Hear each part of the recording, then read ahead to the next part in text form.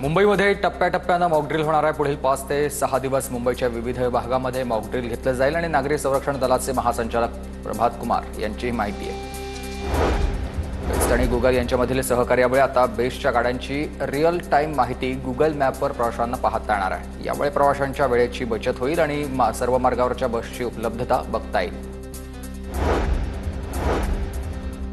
तर पुण्यामध्ये गोखले रस्त्यावरील अतिक्रमणावर कारवाई, हॉटेलमधील अनधिकृत शेड बांधकाम आणि रस्त्यावरील अतिक्रमणांवर पालिकेची कारवाई।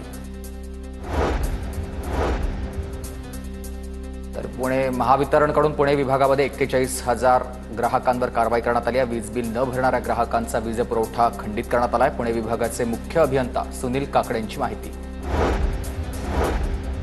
पुणे महापालिकेला जायकाचा 171 कोटींचा निधी शहरातून वाहणाऱ्या मुळा मुठा या नदीचं प्रदूषण नियंत्रणात आणण्यासाठी जपान इंटरनॅशनल कोऑपरेशन एजन्सीचा निधी।